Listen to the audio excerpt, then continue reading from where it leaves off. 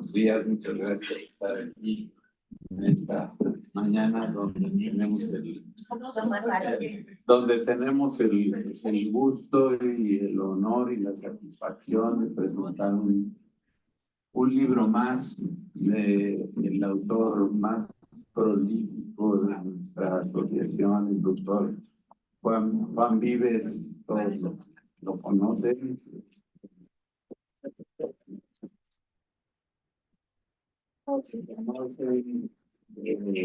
Pues, ha sido presidente de esta institución, ha sido director del instituto y ha sido un miembro muy querido de esta. Ya me albureé.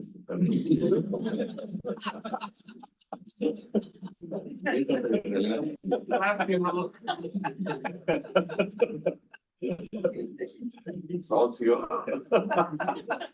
muy querido de esta asociación y que ha dejado su huella en los psicoanalistas como maestro, como supervisor, como analista de muchos de nosotros, ¿verdad? Incluso de mí, afortunadamente, tuve la posibilidad de estar en análisis con Juan en uno de mis tantos.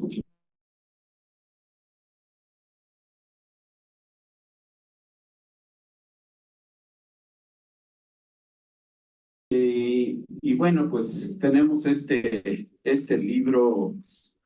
Voy a empezar hablando de la dedicatoria para mi muy querido Pepe, coautor de uno de estos trabajos. Una vida de intereses comunes, con cariño, Juan Vives.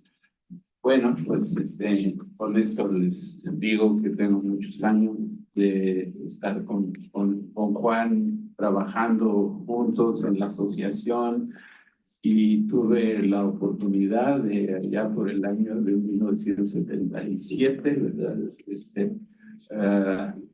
Hacer un trabajo y presentarlo en un congreso sobre el proceso creativo de Gabriel García Márquez, junto con nuestro querido amigo y socio, colega Hernán Solís, ya fallecido, y las personas también más brillantes de esa asociación.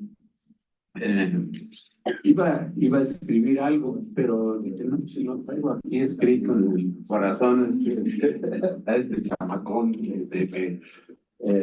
con el que he convivido, hemos sido compañeros de consultorio también. En esa época nos reunimos durante todo un año para elaborar ese trabajo y es un recuerdo muy grato la experiencia y además la experiencia de la presentación. Bueno, pues Juan nos trae este último de sus libros, que es una compilación de 16 ensayos sobre autores literarios a los cuales él ha leído y sobre los cuales él ha escrito. Ayer, en una presentación del libro de nuestro querido Arturo Herrera, y Juan fue uno de los comentaristas, decía que él no era escritor. Y yo diría, bueno, pues Juan sí es escritor, porque escribe, es un escribidor, como diría Vargas Llosa en su libro de la tía Julia y el escribidor. Alguien que siempre está escribiendo y siempre está escribiendo sobre lo que lee. Juan es un lector ávido. Habrían de conocer la biblioteca que tiene en su casa, que es una biblioteca envidiable, de esas de 2 pisos altos, ¿verdad? Y repleta de todos los libros que él ha leído. Y como ustedes podrán observar, sus ensayos, que son una comprensión psicoanalítica que él hace de lo que escriben y que tiene esa capacidad de captar lo más profundo de los autores y hilar no solamente su obra, sino también con su vida, con la vida de los autores, de los escritores, y nos da una mayor amplitud sobre todas estas obras literarias. Bueno, no quiero tomar más tiempo porque creo que los comentaristas traen también mucho que decir en relación a esta colección de ensayos que nos regala generosamente Juan, ¿no? Es decir, son realmente un placer, y cada capítulo, cada ensayo es de una profundidad realmente elogiable, y que pues él ha seguido lo que la tradición del maestro Freud, ¿verdad? Que escribía sobre los autores, escribía sobre el arte, y cómo el arte también ha enriquecido el psicoanálisis, ¿no? Los personajes de las gentes que han escrito, de los literatos, pues han ampliado el conocimiento, y a la vez, pues, en retroactividad también el psicoanálisis le da una nueva luz, y una luz más profunda. Bueno, pues aquí Juan nos ha obsequiado este grupo de ensayos engarzados con el libro psicoanalítico, y de su enorme cultura y su enorme capacidad de interpretar aquello que los autores tratan de transmitir, incluso aquello que no está escrito, sino aquello en la forma en la que está escrita, y cómo llegan ellos a la profundidad del alma y del ser humano. Bueno, pues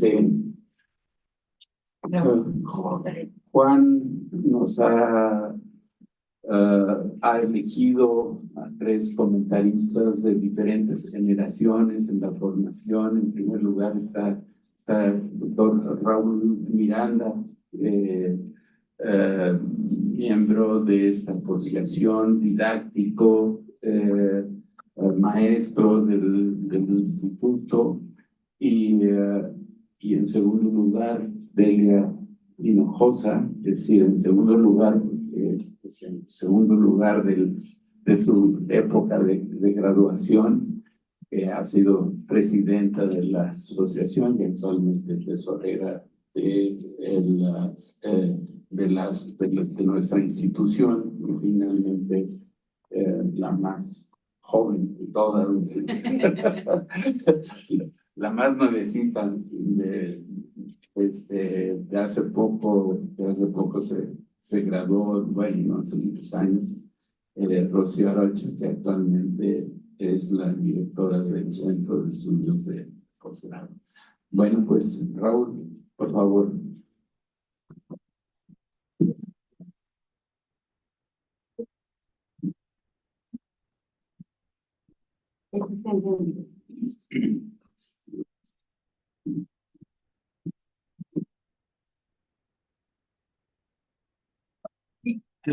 Buen día a todos ustedes, muchas gracias por estar aquí. Y quisiera empezar diciendo que mi destino estaba encontrar un día a Juan. Cuando yo estaba en la cuna, Juan ya se quejaban de él en el kinder, ¿no? Pero mi destino fue encontrármelo en un psiquiátrico, de donde él me rescató junto con Pepe, los Santa María, y pues aquí me tienen, ¿no? Y cuando él me... Bueno, yo creo que eso todo no lo entiende.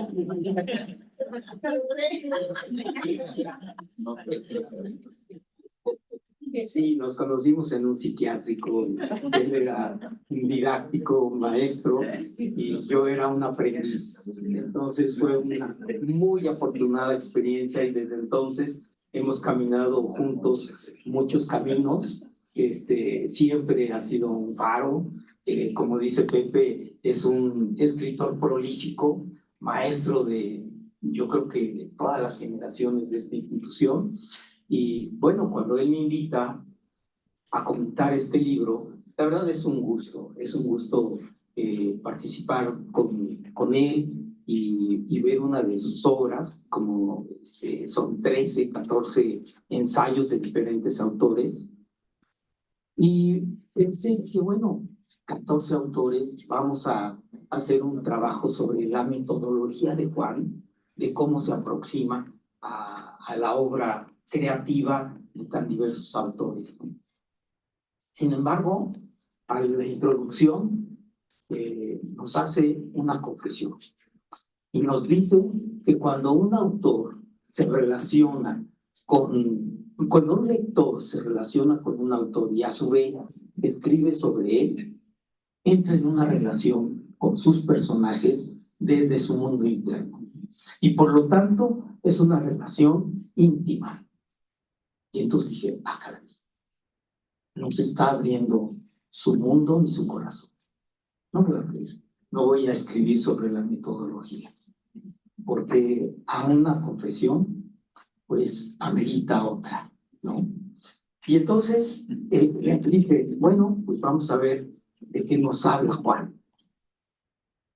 Y empiezan a aparecer personajes diversos, ¿no? Los primeros dos artículos, en donde en uno habla de una obra de Miguel Ángel Asturias, en donde habla de un personaje siniestro, ¿no? Y para los que son jóvenes, nada que ver, habla de un presidente terrorífico, de un presidente que ejerce el poder de manera casi criminal, ¿no? Y dice, bueno, Juan lo vivió. A mí me remitió a los escritos de Luis Espota, ¿no?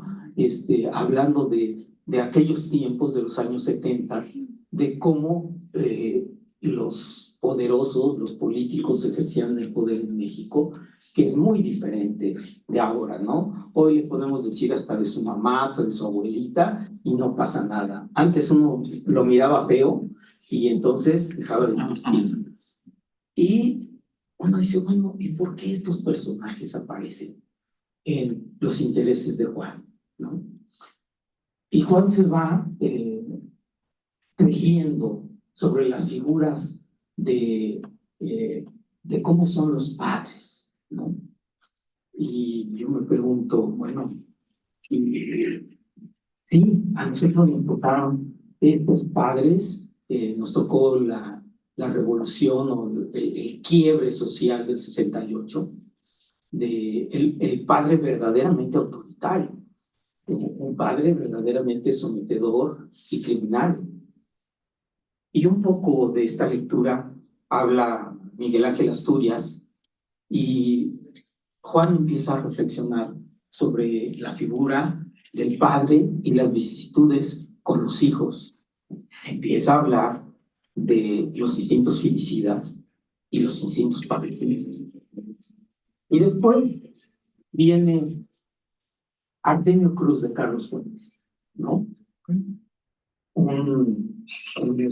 También el relato de un militar, ¿no? Así tipo Porfirio Díaz, que desde la tropa y desde abajo va ascendiendo hasta llegar a la cumbre del poder y en su lecho de muerte hace reflexión y ve cómo fue falso su matrimonio, cómo tiene una hija que ni siquiera lo ve y le dice, bueno, mi hija es más sincera que mi esposa, ¿no? Por lo menos mi hija no es hipócrita y viene con cariñitos falsos porque ya sé lo que tiene. Pero miren, leer a Artemio Cruz, en contraste con lo que leyó Juan, hay un capítulo, hay un pasaje, que es el pasaje donde se encuentra con su primer amor, que es Regina. Y si a ustedes les gusta el amor romántico y el amor erótico, ese es uno de los pasajes más bellos de la literatura mexicana. Yo se los recomiendo ampliamente. Y sí, Artemio Cruz es un desilusionado, es un desesperado y un agente que dice, y todo esto, esta vida que estoy a punto de perder, ¿para qué? Y empezamos a cavilar sobre las preocupaciones de Juan en relación a la vida, la muerte y la posibilidad de vivirla con la posibilidad de vivirla o de sobrevivirla con la creatividad. Y entonces encontramos que los autores que a él le interesan son esos autores que son atormentados por la preocupación de la muerte, pero que se salvan a través de la creatividad, a través de escribir. En otras obras, Juan se ha aproximado a los pintores, ¿no? O sea, todas estas formas de sublimar el terror a la muerte y el terror a la muerte de una manera muy particular, porque es el terror a la muerte a manos del padre o los deseos del hijo de matar al padre. Y luego, como decía Pepe, pues viene 100 años de soledad. Yo recuerdo que fueron 100 años de penuria, porque esa fue una tarea escolar. Y de veras que leer a García Márquez en 100 años de soledad, uno parecía que eran 1000 años de lectura, ¿no? O sea, volar, ¿no? Es admirable.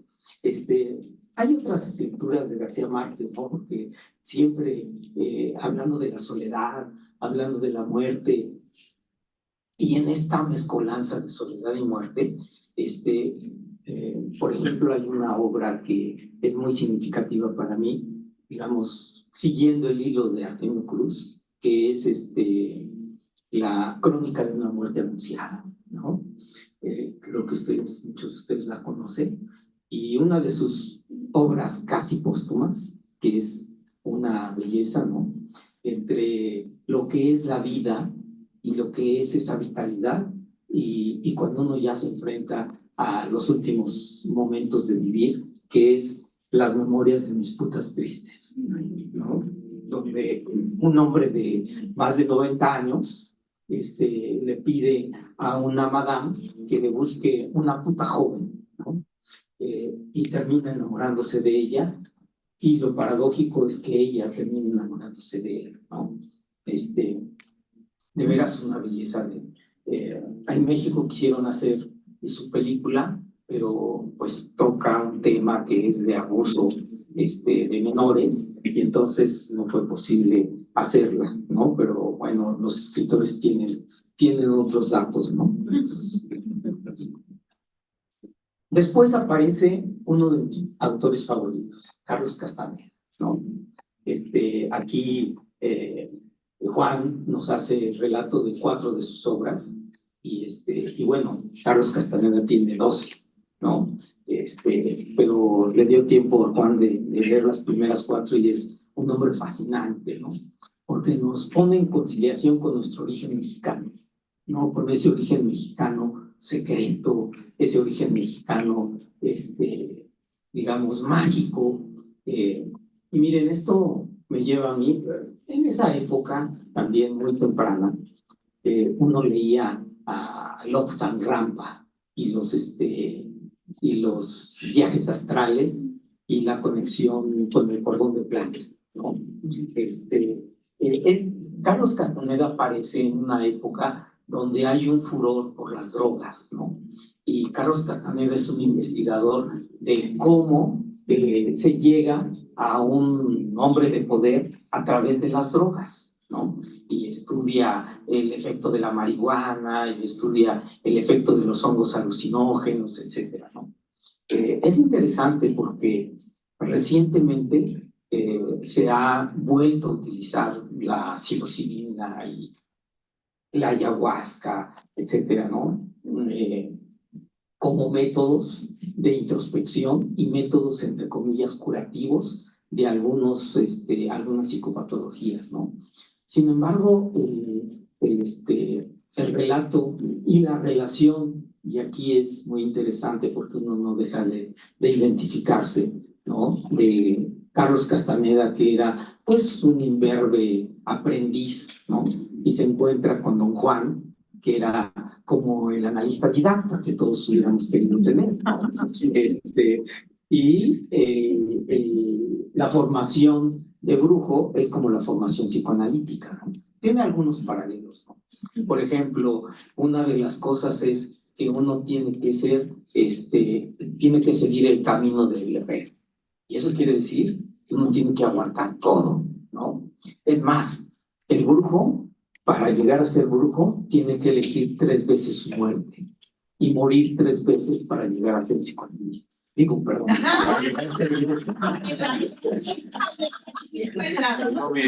Por eso yo ahora digo, bueno, y cuando me preguntan, ¿y tú a qué te dedicas, Raúl? Pues mira, yo era médico, psiquiatra, ahora soy algo así como brujo. Y si me dicen, ya has muerto 3 veces, creo que más de 5, ¿no? Porque en un análisis, quien diga que es un paseo en jardín, no. Tenía yo un compañero, ¿no?, que decía, mira, mi analista tiene como, pues no sé, yo creo que debe tener como 70 años, en aquellas épocas donde teníamos como 20 y tantos, ¿no? Dice, y es mi objeto de deseo, ¿no? Pero en otros momentos el análisis nos dice, pero cuando uno no desea matar a su analista, es que no ha sido un buen análisis. En fin, Carlos Castaneda nos lleva a ese mundo mágico del mundo antiguo, ¿no? Y estas cosas. Fíjense, y también esto me lleva a otra cosa, ¿no? Que de veras este mundo existe o no existe. Y en este caminar tuve yo un compañero, que les recomiendo su libro, que se llama Nerea. Es un compañero mío entrañable, preparatorianos, ambos, y él es un guerrero. Y este libro se lo dictaron los ancestros, ¿no? Y nos dice que el pueblo mexicano está condenado a vivir una suerte de masoquismo hasta que sea liberado después de más de 500 años. Y existe una institución que se llaman los cuidadores del mundo mágico, que siguen alrededor del Zócalo, cuidando que un día renazca la vieja cultura mexicana, ¿no? Luego aparece Anaïs Nin, ¿no? Una belleza, ¿no? Anaïs Nin, esa joven, que nos mete, no sé si alguna vez ustedes vieron una película bellísima que se llamó Henry y June, ¿no? Una joven que sufrió mucho y Juan describe muy bien su sufrimiento y que se encuentra a un autor que se llamaba Henry Miller y ella establece una relación como hoy hay las relaciones no monogámicas, ¿no? Y era una relación de una pareja con la que ella establece una relación de todo tipo, ¿no? Erótica, etcétera, estando ella casada, ¿no? O sea, lo que es una elección de una relación no monogámica, ¿no? Una mujer atormentada, intensa, que vivió la vida a tope. Y esta es otra de las figuras que nos invita a conocer Juan. Nuevamente, ¿no? Preguntándose de cómo es que una persona tan atormentada, con tantos deseos de vida, pero al mismo tiempo atorada en tantas confrontaciones con la muerte, en tantas cosas tan trágicas, y que la salva su capacidad de escribir. Y es interesante porque ella escribía un diario, bueno, son varios volúmenes de su diario, luego escribió otras cosas. Y cuando se relaciona con Henry Miller, pues un escritorcillo ahí poco conocido y como de mala muerte, ¿no? Escandaloso, porque en su época él es de los que trae la ruptura y empieza a hablar con un lenguaje descarnado. Hay un libro de él que se llama Trópico de Cáncer, que no es fácil de enfrentarse a esa lectura, ¿no? Por lo descarnado que es. Y es muy interesante porque ella vivió, entre otras muchos relatos, relaciones amorosas, una muy intensa con Henry Miller. Y él la descubre como escritora. O sea, ella escribía y escribía su diario, pero Henry Miller fue uno de los pocos a los que antes, ¿no?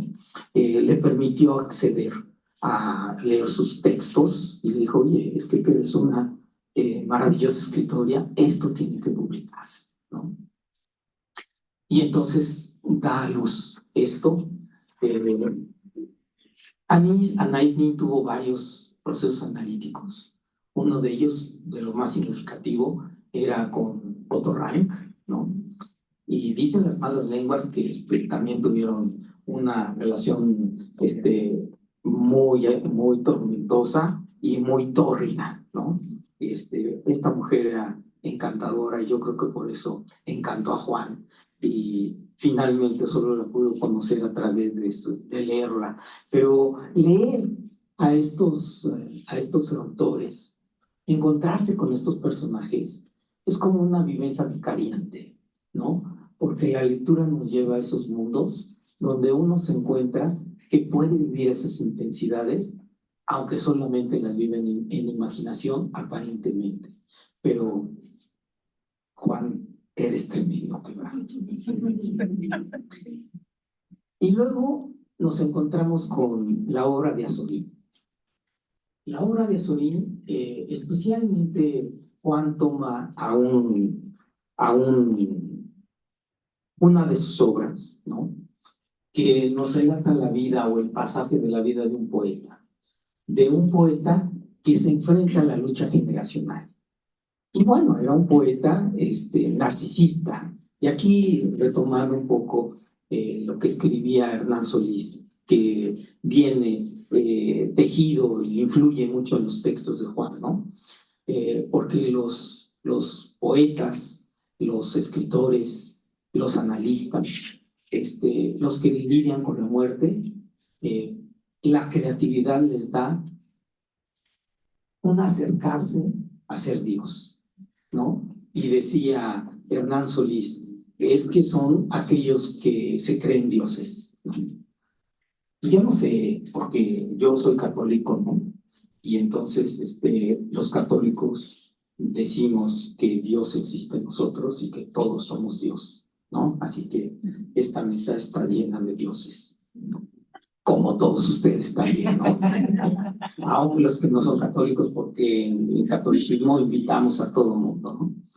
Pero el conflicto de este autor es de un poeta que para hacerse nombre, pues lucha con los poetas viejos, ¿no? Y los tiene que destazar, y entonces dice, no, bueno, es que lo que escribían aquellos era una cosa terrible, o sea, les destaza el estilo, dice que pues esas modalidades ya pasaron de moda. ¿Dónde he oído esto, no? Hasta que llega a una posición reconocida. Y luego llega un joven y me empieza a escribir de sus obras, diciendo exactamente lo mismo. No, bueno, este viejito escribe, pero terrible, sus obras ya pasaron de moda, etcétera, etcétera. Y en esta lucha y en esta competencia profesional, pues no se ven así como de lejos, casi como gallos de pelea.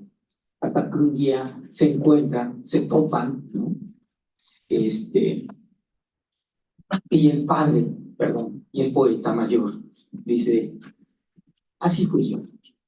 Y entonces hay un pacto de convivencia y empiezan a convivir, ¿no? Esa es la manera como Juan empieza a pasar del pasaje de los pulsiones parricidas y felicidad a otra relación, ¿no? Y me recuerda mucho al doctor Santamaría, ¿no? Y aquí me estoy saltando un poco, porque también Juan toca una obra que es La Nausiaca, ¿no? Que es una mujer con la que se encuentra Ulises, ¿no? Odiseo. en el libro de Homero de la Odisea, ¿no? Y entonces esto me recordó al doctor Santamaría, que hablaba de que la relación paterno-filial no necesariamente tenía que ser trágica como el Edipo, sino que también hablaba de la Odisea, ¿no? Y Odiseo, que era, que tenía otro destino. Sin embargo, el viaje de Odiseo también es una tragedia, ¿no?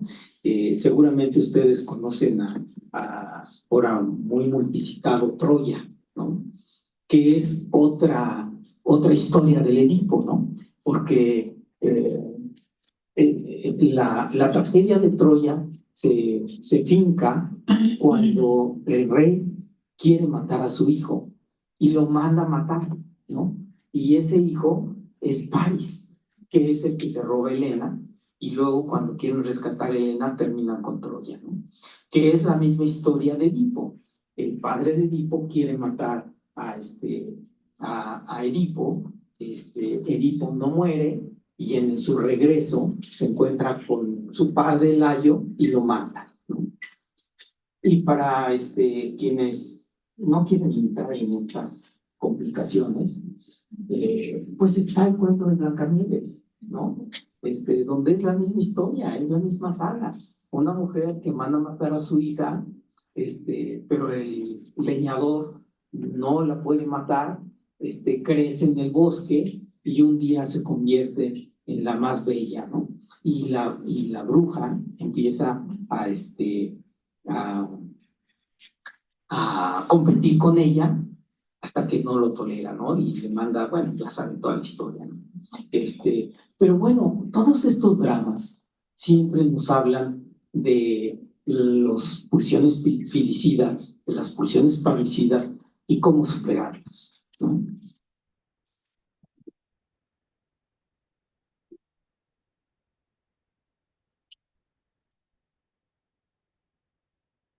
Y bueno, otro de mis autores favoritos, ¿no? Y aquí Juan lo trata de una manera muy peculiar, ¿no? Que es Amado Nervo. Amado Nervo tiene muchas cosas, ¿no? Tiene unos poemas bellísimos, es de la época romántica, y la verdad es que esa es la relación que a mí me gustó mucho. Sin embargo, Juan escoge una obra donde el autor atormentado termina suicidándose, ¿no? Este, no, perdón, termina castrado. Sí, sí, ¿no? El bachiller.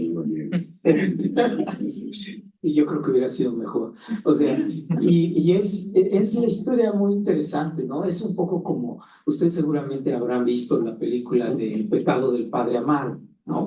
Bueno, perdón. El crimen de Dios. ¿Que no fue pecado? No, no. Él fue el pecador, ¿no? Bueno, pues el bachiller es esta saga de un hombre seminarista que es muy rígido y que trata de reprimir todos sus deseos eróticos y su capacidad de amar. Y de repente se encuentra con su vieja amiga de la infancia, que se ha convertido en una mujer bellísima, y él no puede evitar su amor, no puede evitar su crush, ¿no? Diríamos ahora. Y cuando él reconoce que no solamente la quiere, sino que la desea, no puede tolerarlo, y entonces él, para evitar caer en el pecado, como el crimen del padre Amaro, que sí cayó en pecado, él se castra, ¿no? Bueno, y de ahí pasamos al cine y el psicoanálisis, ¿no? Y bueno, aquí hay una película emblemática que es Ecus, ¿sí? Ecus, bueno, esa fue un hito en la historia del cine y un hito en su época, ¿no? Brevemente, es la historia de un joven que tiene delirios de que lo persiguen unas voces y una mirada que no deja que no lo deja en paz. Y entonces va a trabajar a una caballeriza y un día tiene un arranque y ciega a todos los caballos, ¿no? Protagonizada por Richard Burton en una de sus mejores actuaciones, tomada de una obra de Broadway. Y entonces uno dice, bueno, Juan, ¿qué estabas pensando? O sea, y miren, aquí les voy me remito a una historia, ¿no? Cuando yo era muy joven, como les digo, yo fui católico en algún tiempo, ¿sí? Dame 2 minutos nada más, bueno, 5 minutos. Cuando yo era joven, y les digo que yo casi fui acólito, entonces tenía yo un compañero que tenía una novia con la que tenía unos crush y, digamos, venía a toda esta parte. Entonces los dos nos juntábamos y él muy atormentado me decía, amigo, no sé qué vamos a hacer, es que si esto sigue. Y yo digo, amigo, tú tienes que ser muy fuerte, vamos a rezar juntos.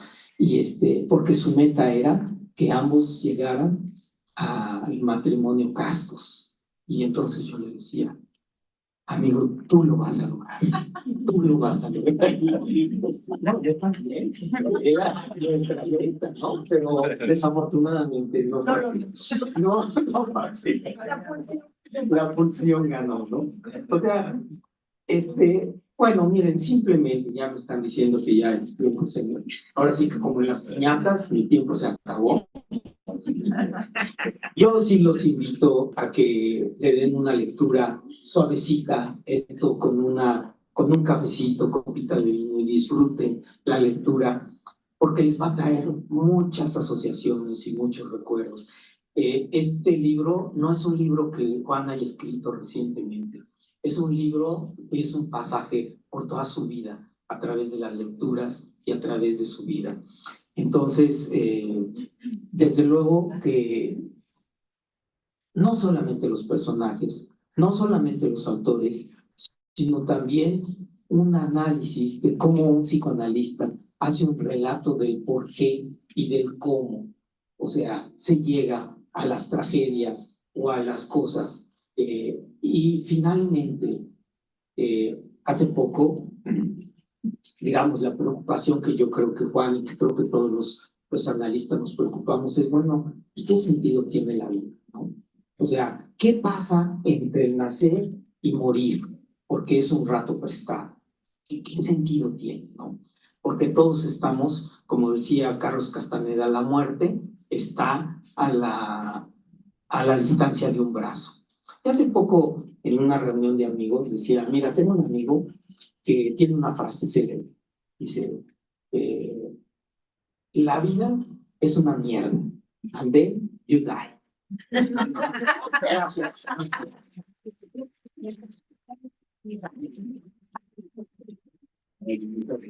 Gracias, Raúl, engolosnaste con la palabra, pero tenemos que dar espacio a los siguientes comentarios. ¿Vas tú? Gracias, sí. Sí. Bueno, buenos días. Tengo el privilegio de compartir esta mesa con colegas profundamente admirados por mí. En esta ocasión celebramos la más reciente, que no la última, publicación del Dr. Mills, que se suma a una muy nutrida colección. He disfrutado desde hace mucho de sus libros y de muchísimos de sus artículos. Escribe Vives en el prefacio de la obra Ensayos sobre psicoanálisis y literatura. La literatura y el acudir a los grandes literatos de todos los tiempos ha sido un estímulo constante para un reiterado, interminable análisis de mi propio mundo interno. Yo me atrevo a decir que creo que para nuestro autor ha sido mucho más que eso. Ha sido una pasión, una vocación, una identidad. Juan Vives habla muy bien. Dice Irene Vallejo, leer nos enseña a hablar, nos educa en el arte del diálogo. Por este motivo, quienes leen son capaces de exteriorizar con más claridad sus ideas, traducir en palabras sus emociones, ordenar y verbalizar el trayecto de su aprendizaje. Coincido con Pinco Estés cuando escribe: la creación de algo en un punto determinado del río alimenta a los que se acercan a él. a las criaturas que se encuentran corriente abajo y a las del fondo. La creatividad no es un movimiento solitario. En eso estriba su poder. Cualquier cosa que toque, quien quiera que la oiga, la vea o la perciba, lo sabe y se alimenta. Es por eso, por lo que la contemplación de la palabra, la imagen o la idea creativa de otra persona, nos llena y nos inspira en nuestra propia labor creativa. Un solo acto creativo tiene el poder de alimentar a todo un continente. Un acto creativo puede hacer que una torrente traspase la piedra. En este libro encontramos 16 capítulos. La recopilación de trabajos escritos presentados en congresos nacionales de psicoanálisis, en sesiones científicas de APM y en otros foros, como el Congreso para el Estudio Crítico del Proceso de la Evolución Social, desde 1975 y hasta 2022. La doctora Hinojosa y yo decidimos dividirnos el comentario de algunos capítulos y entonces en ese orden vamos a hablar. Empiezo yo con el primer capítulo, que se llama La herida narcisista en el señor presidente de Miguel Ángel Asturias. Nos describe Vives cómo es que el protagonista, el señor presidente, se me ocultó en la narración, preside todas y cada una de las acciones de la obra. En el brillante análisis de la obra del Nobel del 67, nos encontramos con que el autor se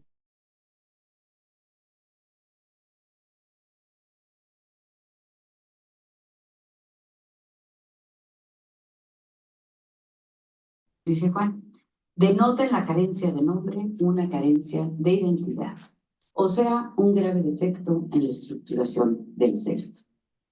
Con su habitual agudeza, interpreta Vives las palabras de Asturias.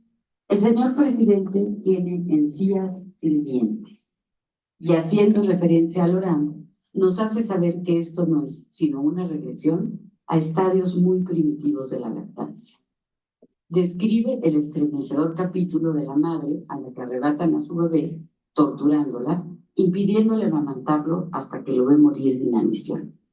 Esto explica a la jauría que el señor presidente tiene. Explica su rabia vindicativa.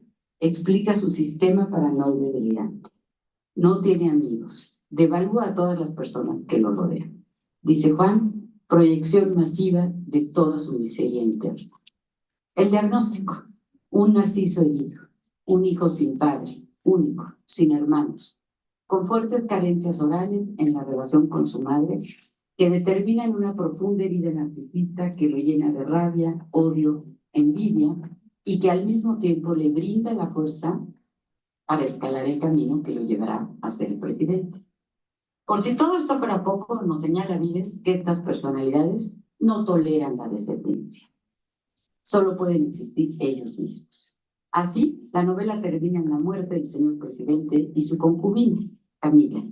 Da a luz a un hijo sin padre. Compulsión a la repetición, pulsión de muerte.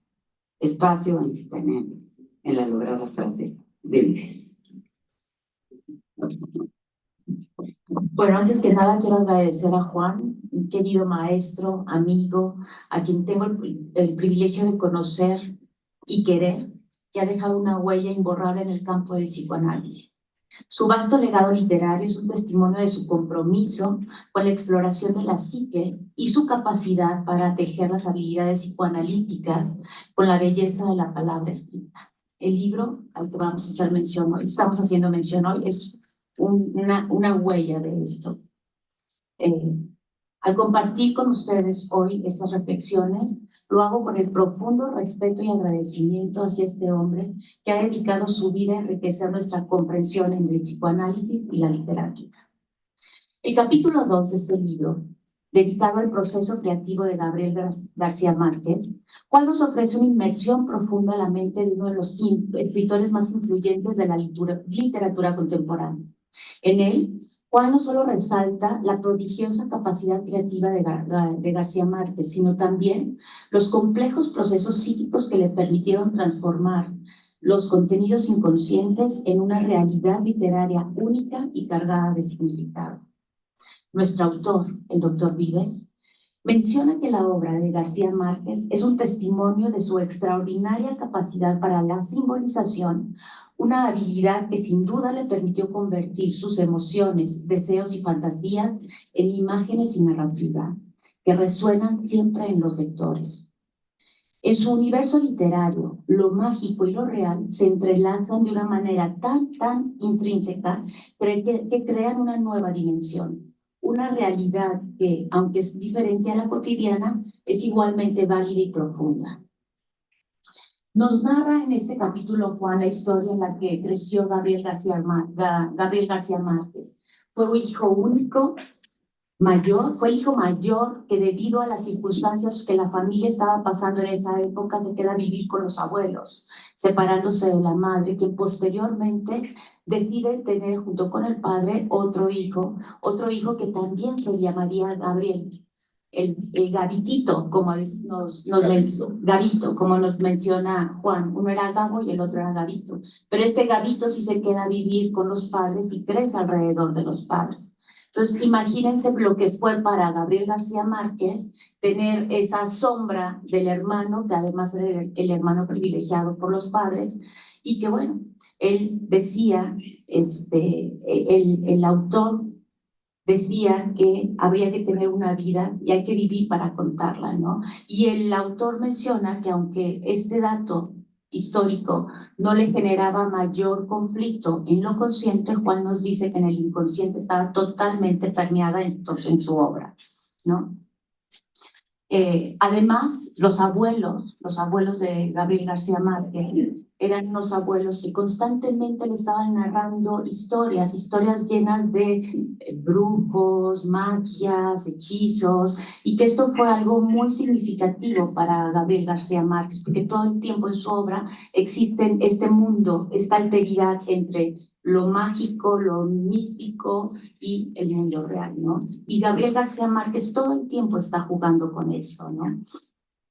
Y bueno, dice que Juan nos menciona que en este proceso, Gabriel García Márquez no solo crea esta nueva realidad, la mágica, sino que la dota de un denso contenido simbólico que permite que sea compartida y comprendida por el público. Y este punto es crucial, ya que el proceso creativo no se completa hasta que la obra es interpretada por los lectores, ¿sí? Entonces, esta obra y este autor nos dice Juan que siempre tiene una interacción entre el creador y la audiencia y añade una capa adicional de complejidad y belleza en estas obras. Muchas gracias. Antes de ir con el capítulo 3, tenemos que ir a la realidad de un coche Kia, placas ZO2 AFG, que está en una entrada. Gracias, Arturo. Bueno, nos vamos con el capítulo 3. En el capítulo 3 regresamos a Narciso. Trabajo de 1977 sobre la muerte de Artemio Cruz, de Carlos Fuentes. Nos regala Vives un epígrafe de Borges. La literatura no es otra cosa que un sueño dirigido. Dice Juan que la obra nos ofrece la oportunidad para comentar alrededor del interjuego dialéctico entre las pulsiones de vida y de muerte. Ni duda cabe, Vives ve más allá y piensa aún más lejos. El protagonista se está enfrentando a la muerte, fenómeno que no puede controlar, así como el amor. ¿Quién de nosotros puede? Juan dice que Artemio porta la personalidad fálico-narcisista, una personalidad que no tolera la sucesión. La trama parte de la muerte y llega al nacimiento. Describe Vives la vida como un pequeño paréntesis rodeado de nada. El protagonista lucró en el río revuelto de la revolución. Ese viaje a la muerte lo realiza inmerso en la enorme soledad que le ha aportado su poderío. Nadie le quiere, ni su esposa ni su hija. El autoengaño es actividad frecuente de Artemio y, nos señala Vives, el último es el que tiene que ver con su pretensión de que todo lo puede comprar, incluyendo el amor y la muerte. La muerte de Artemio Cruz es una novela estructurada de tal manera que parece como si Carlos Fuentes, en una apretada labor de condensación, hubiese querido reunir prácticamente todas las fantasías inconscientes, explicitadas dramáticamente desde los tiempos helénicos. Frase de Juan. Sí. Capítulo 4. Las enseñanzas de Don Carlos. Escrito de 1979, en el que Vives afirma que es un texto con infinitas posibilidades de interpretación y de tratamientos conceptuales. Uno de ellos es el que se refiere a la demarcación y dilucidación del terreno de la realidad. También nos invita a pensar que tal vez esta obra es el destilado mental de la elaboración intrapsíquica de su autor. Solo Juan logra pensarlo y expresarlo así. Juan, algunos datos que señala nuestro autor. La búsqueda de padre de Carlos Castañeda. La necesidad de hijo de don Juan, el indio yaqui, el brujo. La importancia que ha tenido para Castañeda ser mirado por el otro. Y de ahí la transferencia masiva hacia el diablero, que le da lo que su padre no pudo, seguridad y consistencia. El padre transferencial que le hace saber a su hijo, no solo que lo quiere y lo acepta, sino que lo hace su discípulo. La posibilidad de transmitir una herencia y la certeza de una genealogía, gracias a la cual sus preciados conocimientos no se pierdan. Los 4 enemigos del conocimiento: el miedo, la claridad que nos dispersa al miedo, pero también ciega, el poder y la vejez. Nos dice Vives que sí, que el camino del conocimiento del inconsciente está plagado de resistencias y de obstáculos. Al parecer, esta es una cita de Vives, al parecer don Juan pudo enseñarle a su discípulo, muy a su manera, que existe un mundo consciente y un mundo inconsciente, que el primero es el mundo de la razón y que el vaivén entre el primero y el segundo es lo que nos da la posibilidad de conocimiento. Vives también nos señala que la fantasía, muy extendida en nuestros tiempos, de la necesidad de un viaje a través de la locura, inducida por drogas, nos hará regresar no solo curados, sino también más sabios. Y como es su costumbre, nos esclarece don Juan Vives.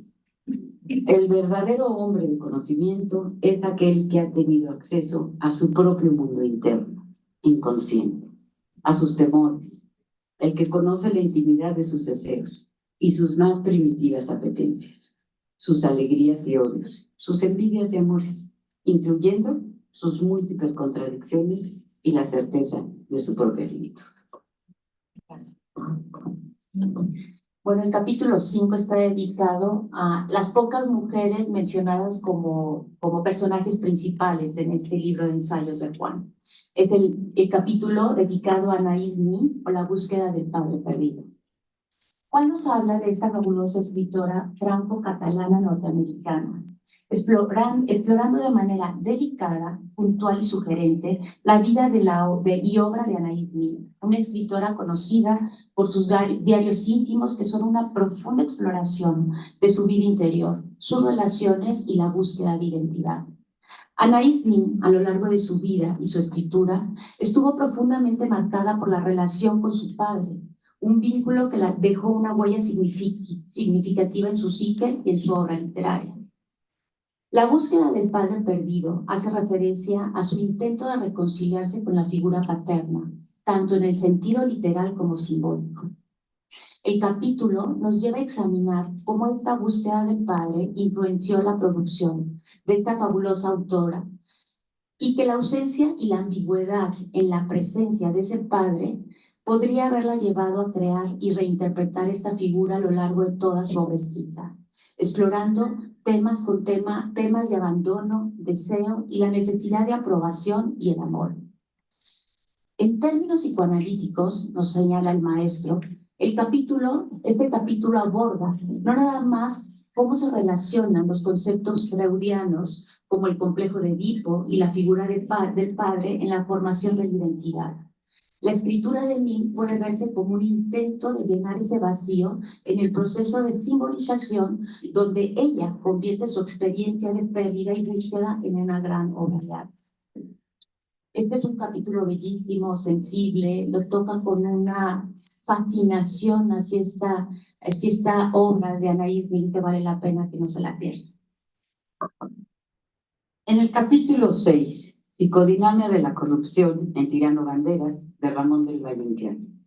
escrito del 84, en el que nuestro autor nos hace saber que fue la primera novela que describe al dictador latinoamericano, fuente de inspiración para Carpentier, García Márquez, Roa Bastos y Asturias, entre otros. Desde Vives, esta obra nos ofrece la posibilidad de comprender la psicodinamia de los pueblos hispanoamericanos.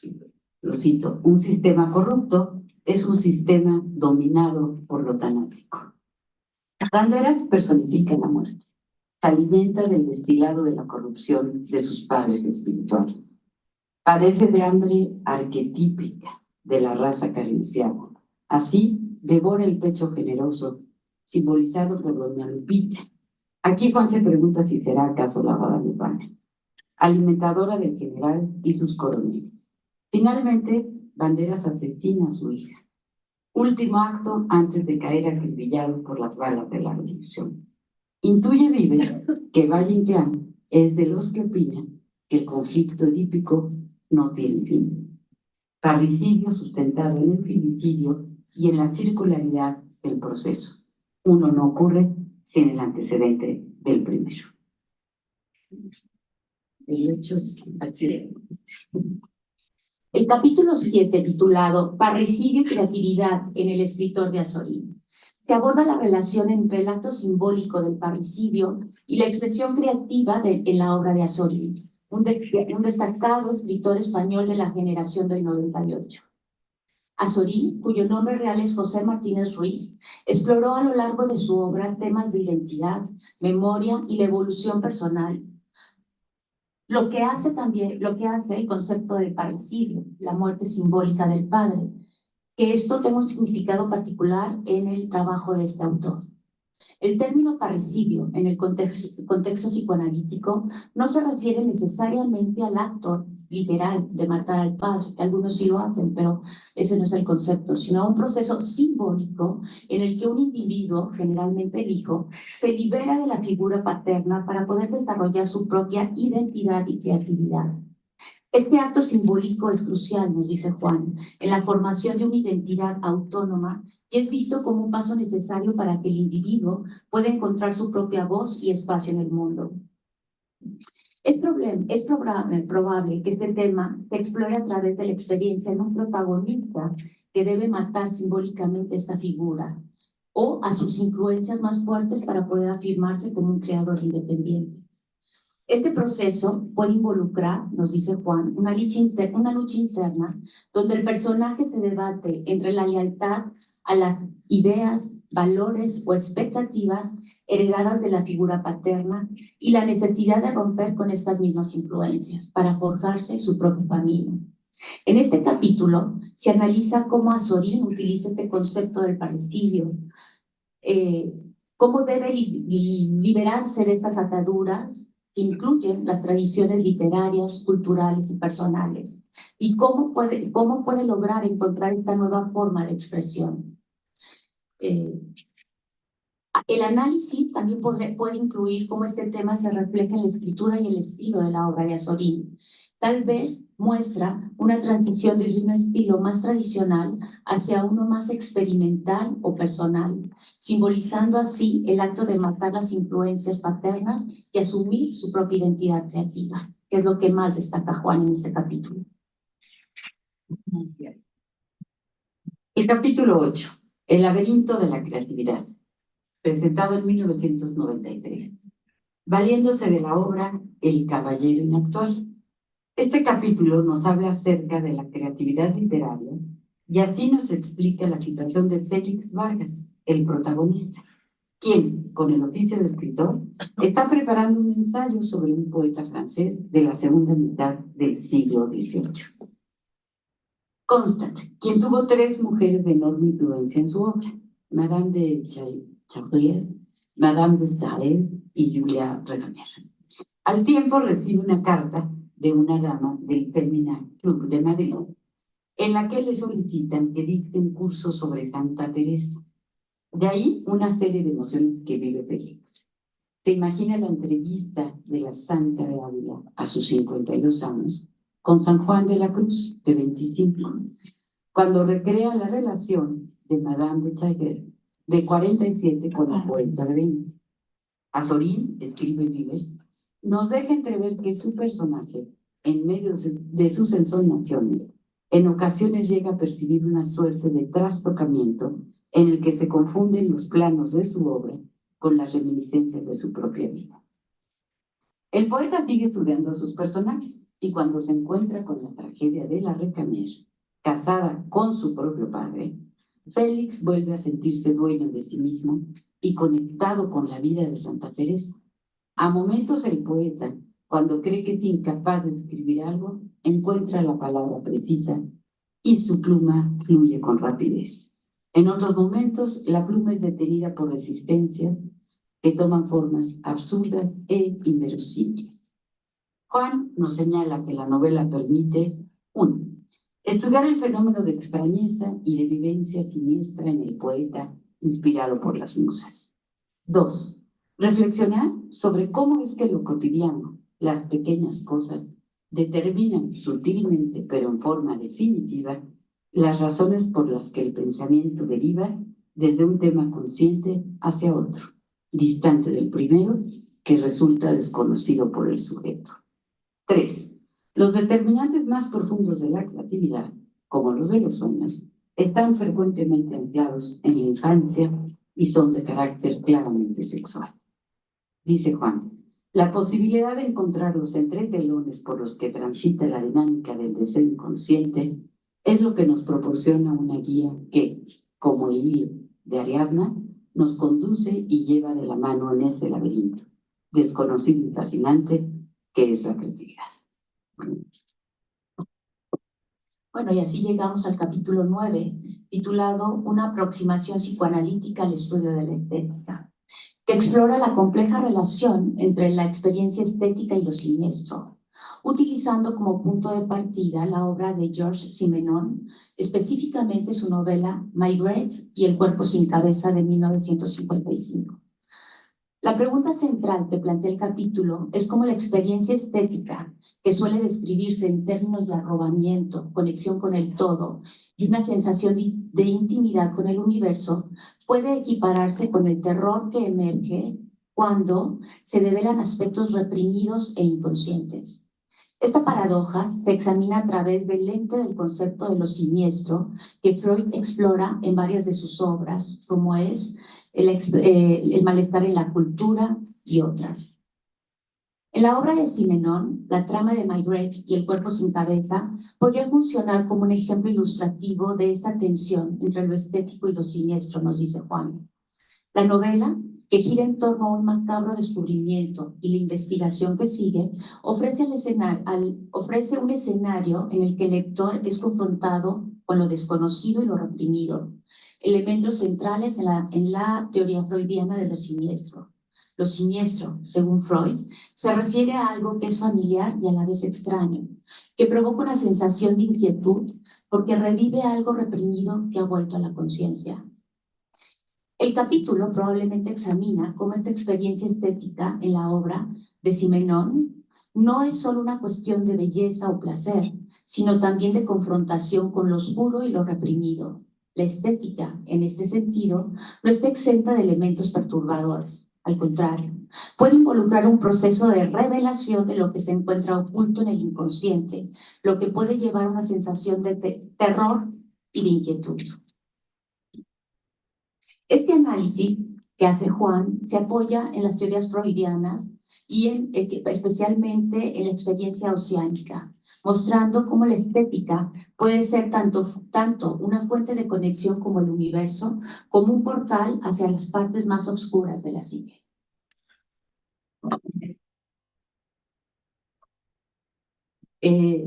Capítulo 11. Masoquismo y castración en el bachiller, de Amado Nervo. Ensayo de 1995 que nos sorprende desde las primeras líneas. En el mismo año en que Freud publicara estudios sobre la histeria, nos cuenta Juan, un poeta nayarita publica El bachiller. Ambos autores escandalizaron a la gente decente. Felipe, el protagonista, es un niño extremadamente sensible. Desde muy pequeño se lanzaba a los brazos de su madre diciendo: no quiero que mueras. anota Vives con su habitual agudeza. Para el psicoanálisis resulta sospechosa la presencia de una tan temprana formación reactiva en un niño particularmente sensible y retraído, pero con deseos de muerte hacia una madre.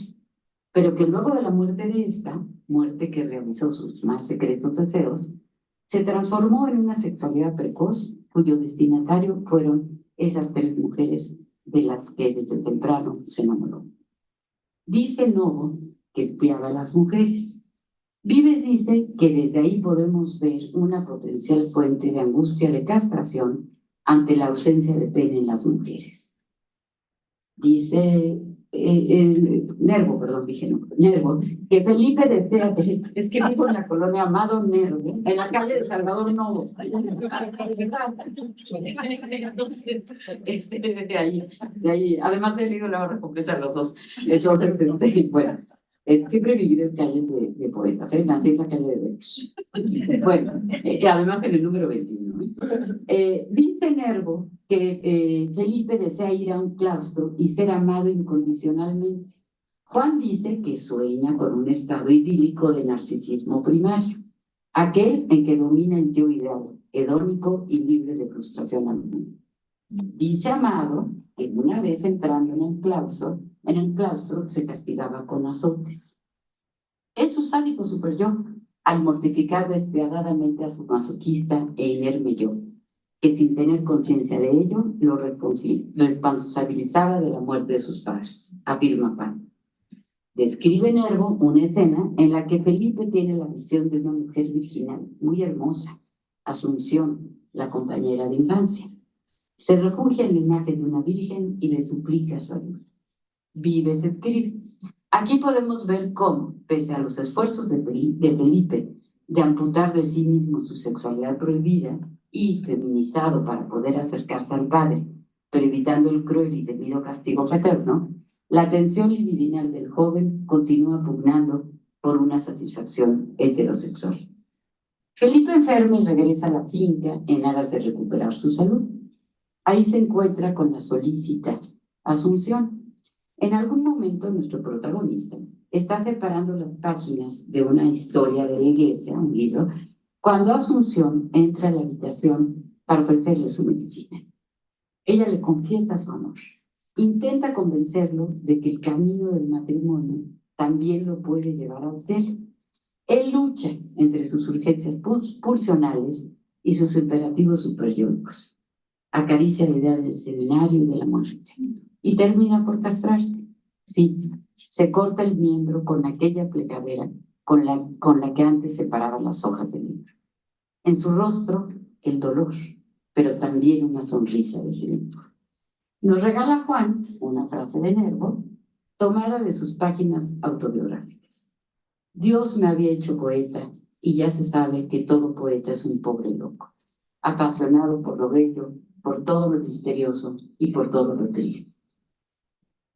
Pierde a su padre a los 9 años, Nervo, ¿no? Poco después a un hermano, otro se suicida. Luego muere su hermana y su madre. Vives nos advierte de lo curioso que resulta que en el bachiller nunca aparece la figura del padre.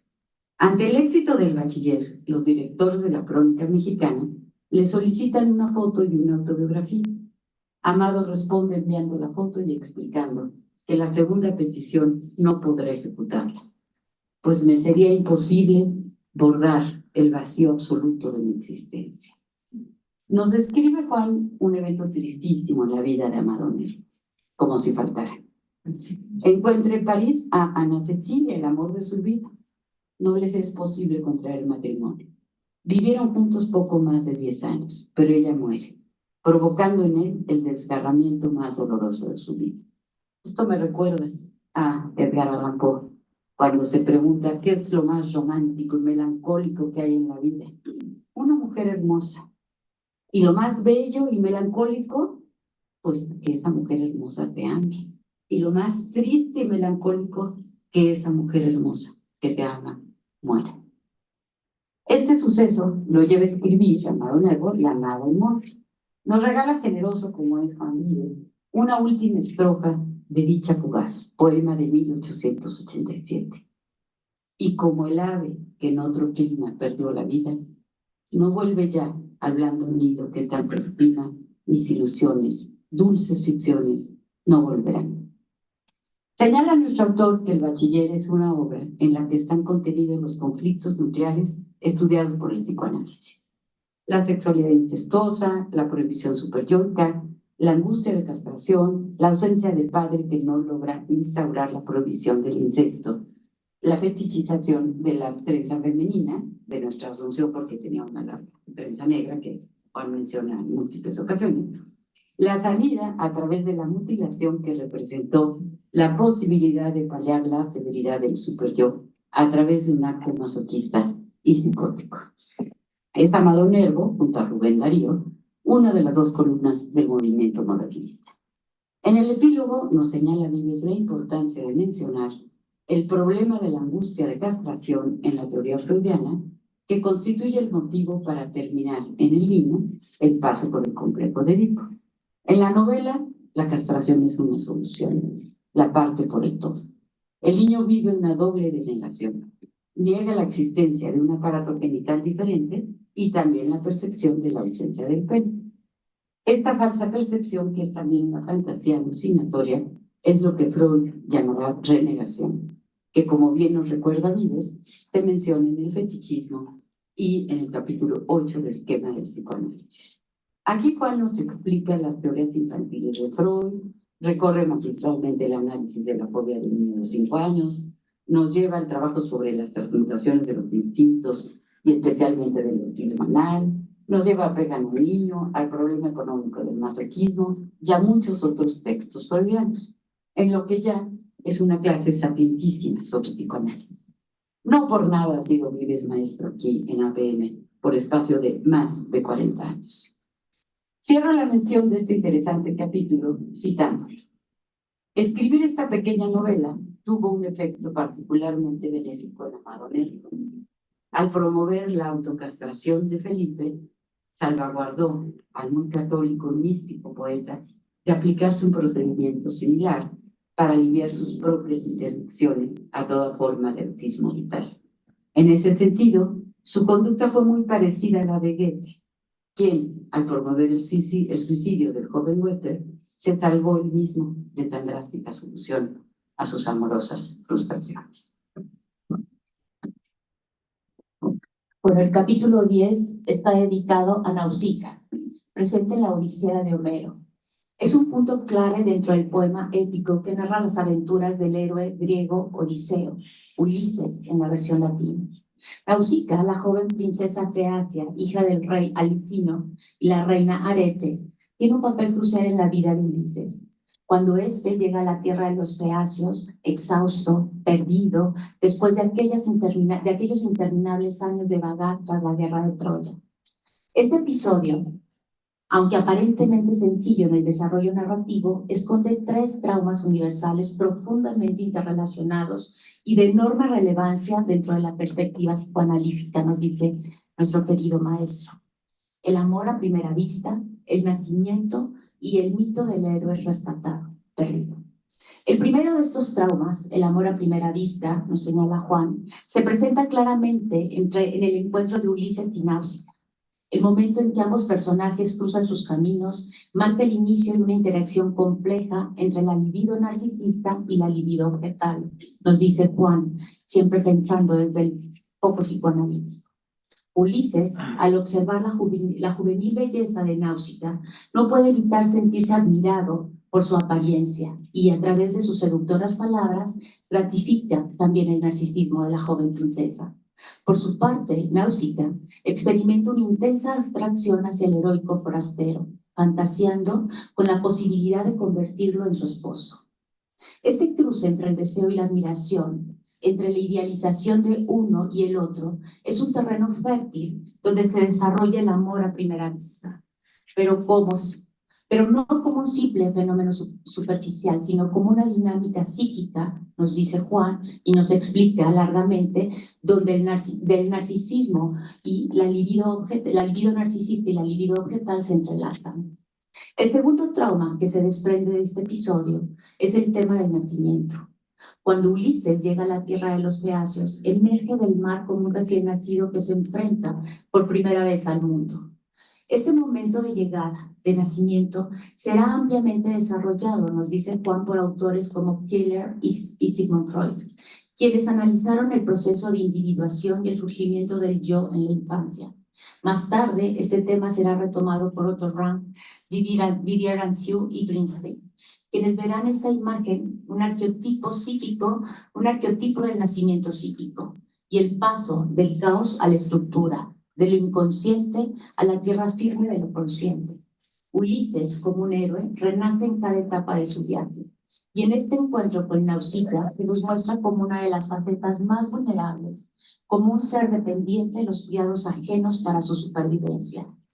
El tercer trauma, nos menciona Juan, que se aborda en este capítulo, es el mito del héroe rescatado. En la escena de Nausicaa, princesa de esa casa real, rescata a Ulises de las aguas y lo lleva a la corte de su padre, como si fuera un hijo perdido al que hay que proteger y cuidar. Esta anécdota refleja un arqueotipo que encontramos en múltiples mitologías, el del héroe abandonado y luego salvado por una figura maternal o paternal. Este mito ha sido inmortalizado en relatos como el nacimiento de Moisés, rescatado de las aguas del río Nilo por la hija del faraón. En psicoanálisis, nos señala el maestro, esta fantasía arquetípica se ha conceptualizado como la novela familiar, donde el niño, para lidiar con la complejidad de sus relaciones familiares, fantasea con ser un príncipe o un héroe perdido que es adoptado por una familia de poder y estatus. Juan, a través de su análisis, nos lleva a comprender cómo estos tres traumas universales se entrelazan en el episodio de Nausicaa.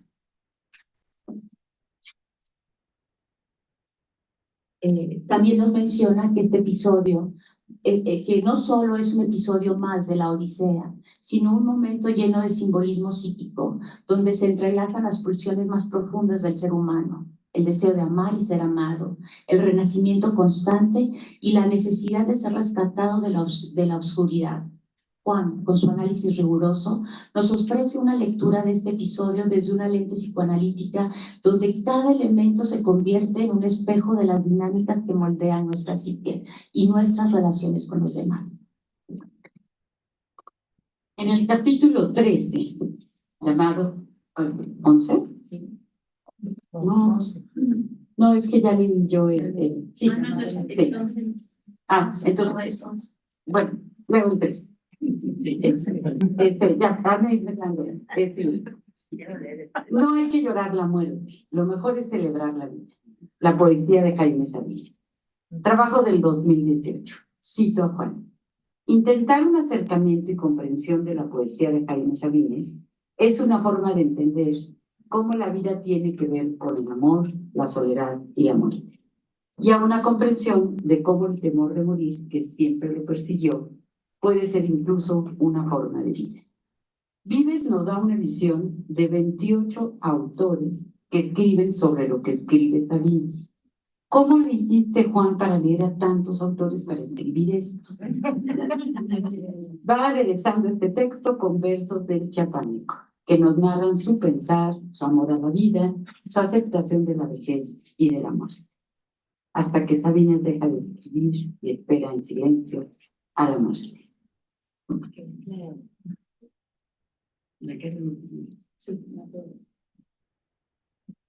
Bueno, el capítulo 14 es un capítulo llamado Javier I, Rey de Redonda, historia de un delirio no delirante. Realmente es un capítulo simpaticísimo. A mí me confundió varias veces, tuve que regresarme a releer porque no sabía si era la verdad o si era el delirio de nuestro querido personaje Javier Marías. Entonces además da datos reales que de repente se me confundían con los datos de la narración de la historia del libro de Javier Marías. Entonces realmente me llevó a delirar también a mí un poquito. Mucho. Mi querido maestro Juan no deja de sorprenderme. Y el magistral capítulo dedicado a Javier I, Rey de Redondas, historia de un delirio no delirante, nos adentra en la fascinante y a menudo enigmática figura de Javier Marías, autor de la novela Todas las almas, a las que hace referencia Juan, que fue publicada en 1989. A lo largo de sus páginas, la novela juega constantemente con los límites entre la vida del autor y la de un narrador, creando un entretramado en el que la realidad y la ficción se entrelazan de manera tan íntima que resulta muy difícil discernir una de la otra. En este capítulo, Juan nos habla de un reino fantástico pero real, el reino de Redonda, una creación literaria que tiene sus raíces en la historia real. Este peculiar reino surge cuando un banquero irlandés, esto es parte de la realidad, un banquero irlandés, extasiado por el nacimiento de su primer hijo varón después de 9 mujeres, imagínense en la alegría del famoso hombre, decidió regalarle una isla al hijo, Redonda. Encontró una isla en el Caribe que se llamaba Redonda, ¿no? A su hijo se le llamará M.P. Shields. Esta pequeña isla está ubicada en el Caribe y fue descubierta por Cristóbal Colón durante su segundo viaje a las Américas. Un dato que Juan no deja de señalar como parte del misterio que rodea la famosa isla de Redonda. En mi vida la había escuchado, pero es bastante significativo. Años más tarde, el padre del niño, el banquero irlandés, se autoproclamó rey primero de Redonda, adoptando el título de Matthew I. Y solicitó, esto es real, a la oficina de la colonia británica el reconocimiento oficial de tal cargo, que la reina Victoria concedió bajo la condición de que el título permaneciera en el terreno de lo ficticio. Así, el reino de Redonda fue consolidado como un reino literario, una ficción que se transmitía de generación en generación, pasando finalmente a Javier Marías en 1997, que asumió el trono como Javier I. Este trono ficticio, por absurdo que pudiera parecer, nos dice Juan, se ha mantenido como un símbolo de las estrechas relaciones entre la realidad y la ficción. Y como bien nos recuerda el maestro, qué difícil es distinguir entre una y la otra. ¿A poco no? La obra de Marías refleja esta tensión constante entre su propia vida y las narrativas que construye, tejiendo un entramado donde lo personal y lo literario se confunden, dando lugar a una obra que es a la vez una confesión y una ficción. Este capítulo, Juan, se los cuento para no detenerme, nos habla también de la presencia de un hermano, la sombra del hermano, el hermano, pues no sé si incómodo, pero es un hermano que aparece como una presencia fantasmal desde la infancia de Javier Marías, que es un hermano mayor llamado Julián, o Julianín, como Juan nos señala en sus, que encontró que así se le mencionaba, y que además él tuvo una confusión también muy curiosa, donde cuando él estaba escribiendo este capítulo, de repente se confundió y en lugar de hablar de Julián, le dijo Julianín.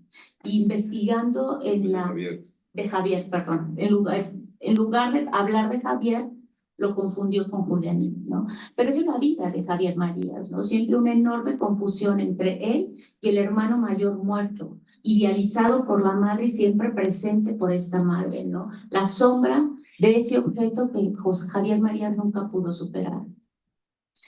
Nuestro querido maestro no solo se detiene en los aspectos biográficos, sino que profundiza en los mecanismos psíquicos que sustentan la obra de Marías. Para ello recurre a Freud y algunos de sus textos claves como Instintos y sus destinos, donde Freud sabemos que menciona todas las pulsiones. Y también Juan se refiere al libro de los 2 principios del funcionamiento mental de 1910, donde también se describe el manejo del principio de realidad versus el principio de placer, ¿no? Y la manera en que los caminos en los que el sujeto, para adaptarse a la realidad, tiene que recorrer, incluso llegando a delirar, ¿no? Y se mete, nos da un tratado y muy interesante lo que es el delirio, cita los Baringer, o sea, es decir, hace un fabuloso escrito donde la realidad y el delirio, la psicosis siempre están presentes, ¿no? Pero bueno, aterrizando en lo literario, Juan nos lleva a reflexionar sobre la naturaleza de la obra de Javier Marías y en particular esta obra citada, Todas las almas. la cual se presenta como una ficción, como una especie de delirio estructurado por sus antecesores, no deja de estar anclada a estos elementos de realidad. Este delirio no delirante, es decir, Redonda, sí existió y también se pidió el puesto de rey de Redonda, pero en el mundo de, ¿cómo se llama? De lo literario, ¿no? Pero esta obra aborda magistralmente cómo las fronteras entre lo real y lo imaginario siempre son muy pequeñas, creando un espacio donde los vivos y los muertos, la historia y la fantasía también pueden coexistir. Gracias. Bueno, pues el capítulo 16 se llama... Bueno, el capítulo 15 me encantó. De veras, créanme que fue una... Me encantó porque habla de dos poemas, no se los voy a leer, pero les sugiero que lean el libro y puedan acceder a ellos, ¿no? Pero bueno, el duelo persecutorio y el duelo reparador, imagínense todo lo que la teoría psicoanalítica nos puede decir de esto, ¿no? Y bueno, Juan inicia el capítulo con una reflexión clara y honesta sobre un tema universalmente conocido, la ruptura de una relación de pareja. El maestro, con su habitual estilo claro y ameno, nos recuerda que este es uno de los temas más recurrentes en los divanes de nuestros consultorios. Las personas, menciona, llegan aquejadas de diversos grados de depresión, apatía, desesperanza y una sensación de vacío interno. Y por supuesto, un sufrimiento que parece interminable. El dolor provocado por la pérdida de un objeto amado, ya sea de pareja, de un ser querido o de una relación idealizada, exige, nos dice el maestro, de un proceso elaborativo que en algunos casos fluye naturalmente, pero en muchos otros se ve obstaculizado, desencadenando una serie de manifestaciones problemáticas en el psiquismo. Bueno, Juan, como un buen estudioso de Freud, nos recuerda todo lo que una pérdida puede tocar, ¿no? Y nos lleva, acompañados de la teoría freudiana, a poder estudiar lo que es el sufrimiento, el dolor, la pérdida y el proceso de duelo, el duelo persecutorio y el duelo reparador, utilizando para ello también la teoría de Melanie, ¿no? Juan nos introduce a dos poemas románticos y diferencia lo romántico de lo cursi. Muy simpáticamente nos habla de lo que es lo cursi, como Carlos Monsiváis ya lo había descrito también, y nos define lo que es la cursilería. Hoy me doy cuenta que mucha gente que conozco suele ser cursi, ¿no? Y bueno, nos lleva a dos poemas de dos poetas también diferentes, ¿no? Uno de los poemas clave es el poema de Nocturno, escrito por Manuel Acuña, un poeta mexicano nacido en Saltillo en 1849. Acuña fue un hombre profundamente atormentado, y su obra literaria abarcó tan solo 5 años de vida, porque se vino su trágico suicidio a los 24 años de edad. Es decir, la obra que él aporta es solamente en 5 años, y sin embargo es una obra de un gran interés literario, ¿sí? Y el tema que él puntualiza es el tema de la pérdida de la mujer amada y el amor no correspondido. Las dos únicas veces que se enamoró fue de una mujer que no le correspondió, y el otro, una mujer que lo terminó abandonando por el amor de un amigo también escritor. Entonces Juan nos introduce a todas estas pasiones de Acuña y su desamor, ¿no? Pero finalmente Juan destaca el elemento central en la clave del análisis de estos poetas, que es la relación del inconsciente entre Acuña y la figura materna. Una madre idealizada, omnipresente en la vida del poeta, que parece ser un objeto primordial del que nunca se pudo desprender. También nos habla Juan del método elegido por Acuña para el suicidio, que fue el envenenamiento, tomó cianuro, y que esto tampoco fue accidental, ya que nos explica que la elección del beber veneno tiene implicaciones profundamente simbólicas. Desde la perspectiva psicoanalítica, esta acción puede estar relacionada con la oralidad, nos dice el maestro, en una fase temprana del desarrollo psíquico en la que el sujeto depende de la madre para supervivencia. En el caso de Acuña, toda agresión que sentía por la frustración de no poder poseer a esa madre, de no haber sido el único para ella, fue proyectado en este acto final, que fue su suicidio. En el segundo poema que Juan analiza es el de Despedida, escrito por Paul Geraldi, un poeta nacido en Francia en 1885. Geraldi, en ese momento de la historia, era un poeta que estaba catalogado como simple, un tanto torpe, que se dedicaba más y que hablaba de trivialidades y que se dedicó más a escribir obras teatrales que puntualizaban el lado familiar, la psicología de las familias, ¿no? Pero que realmente era Geraldi ganó relevancia en el mundo teatral, particularmente en la época de la posguerra, ¿no? En Francia.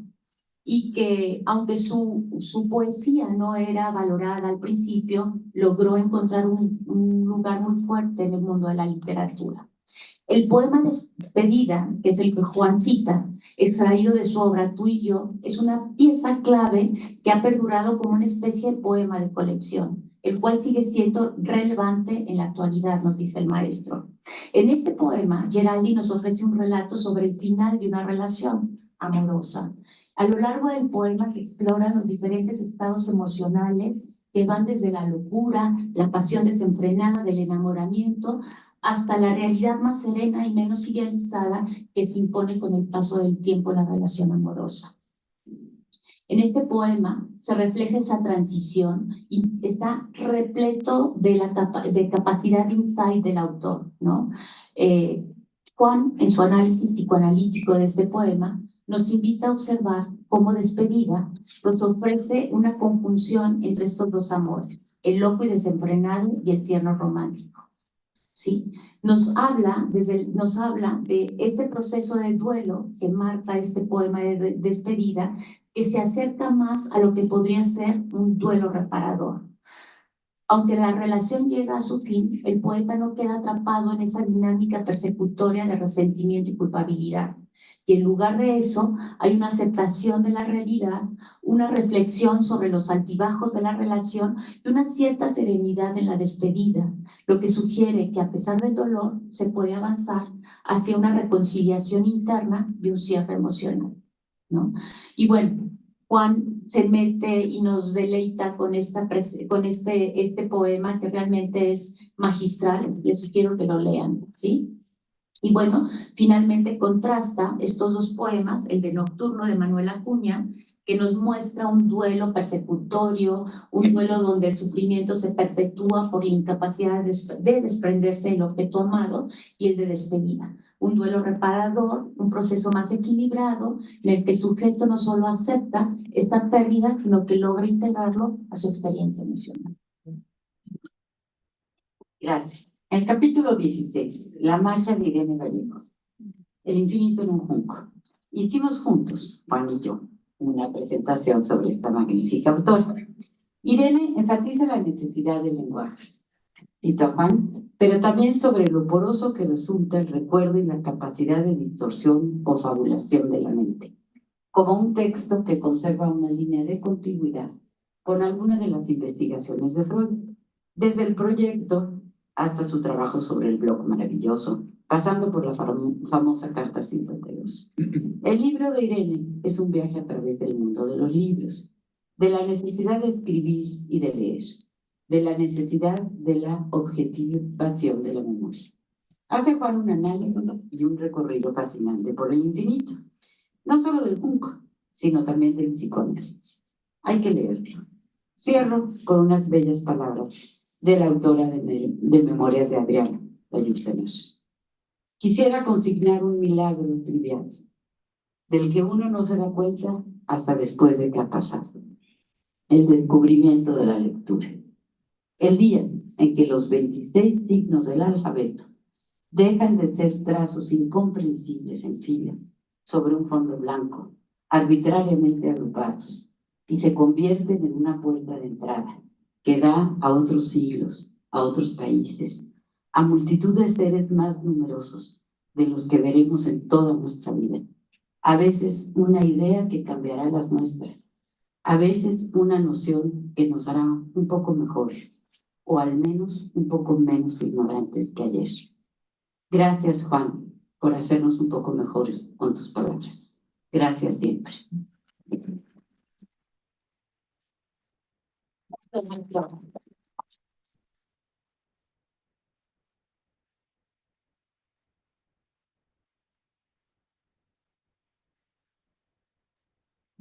He tenido el gusto de escuchar a tres comentaristas sobre la obra, parte de la obra de Juan Vives, sobre su comprensión psicoanalítica de estos autores y de sus obras.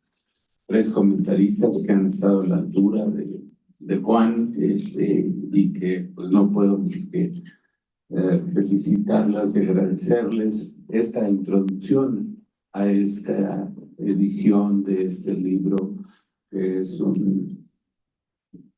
una reunión de joyas psicoanalíticas, pero a la vez muy valiosas para que todos nos enriquezcamos de esta escritura que Juan, pues primero la tiene ahí en su aparato psíquico, nos las escribe y nos las narra. Voy a dar la palabra a Juan Vives para que nos hable de esto que ha hecho a lo largo de su vida y esto que nos ha regalado a lo largo de su vida.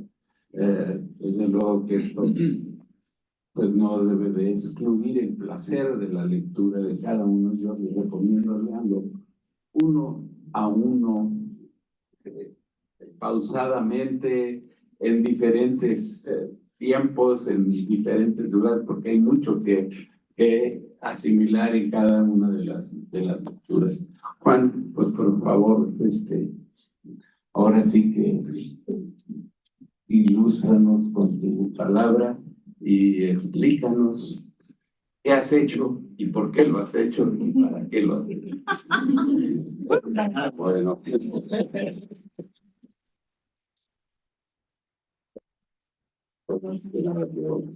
Agradecer la presencia de todos ustedes aquí en esta reunión.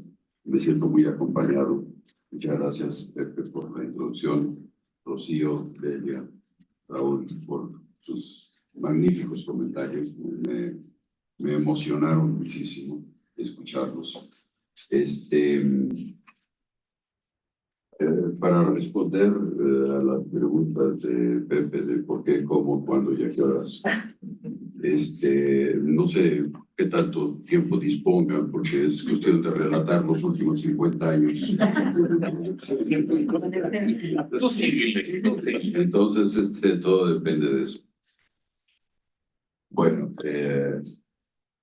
el psicoanálisis aplicado, el aplicar la doctrina psicoanalítica para tener una ventana por donde ver, por donde entender, sobre todo, a las obras literarias, ha sido una labor que me ha encantado durante toda mi vida como psicoanalista y como teórico del psicoanálisis.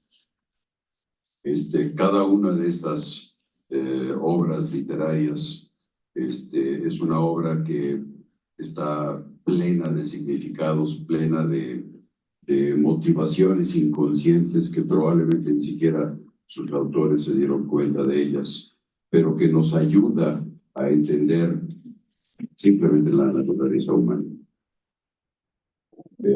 Hay diversos capítulos, uno de ellos, Pepe Camacho es coautor del capítulo sobre García Márquez junto con Hernán Solís. Nosotros fuimos, cuando estábamos en Kinder 1, a un congreso en Monterrey, un congreso psicoanalítico. Fue nuestro primer congreso, lo estábamos estrenando como curiosos y Yo no sé qué cara poníamos, pero bueno. La cuestión es que quedamos muy motivados y regresando formamos un grupo de estudios, Hernán Solís, Pepe Camacho y yo. Y se nos ocurrió el estudio del narcisismo. Nada que ver con los psicoanalistas, por supuesto, pero escogimos el narcisismo. Y estuvimos un año trabajando. Al cabo de ese año presentamos 3 trabajos, uno de Pepe, otro de Hernán y otro que presenté yo, que es el de Miguel Ángel Asturias. Pero nosotros continuamos un año más ese grupo de estudios sobre el narcisismo y nos dedicamos a estudiar la obra de García Márquez. Y entonces presentamos un trabajo conjunto de los 3 sobre este gran creador, mucho antes de que recibiera incluso el Nobel, pero es un autor fascinante. Y yo creo que la metáfora de García Márquez puede servir muy bien para entender casi cualquier obra literaria, ¿no? Es la constatación de cómo el mundo real, la Aracataca en la que creció García Márquez, es la tierra, el basamento absolutamente indispensable para crear una ficción que se llamó Macondo. Sí, la interrelación entre la realidad y la fantasía es lo que está en todas las obras literarias. Ese entrecruzamiento de vías que se da siempre entre la ficción y la realidad, entre la realidad y sus distorsiones, que son las que fabrican la ficción. Después de todo, pues quién sabe qué sea la realidad, en realidad. Y quién sabe que sea el mundo interno también, en realidad. Porque el mundo interno del inconsciente es tan incognoscible como la realidad del mundo externo. Obviamente es una colección de obras, me ha dado un enorme gusto y me emociona el respeto y la curiosidad con la que han sido leídas Raúl, Delia, Rocío, cada uno de los capítulos. Hay de todo, como en Botica, ¿no? Hay capítulos que me costaron muchísimo trabajo, como el de las enseñanzas de Don Juan, que son las enseñanzas de Don Carlos.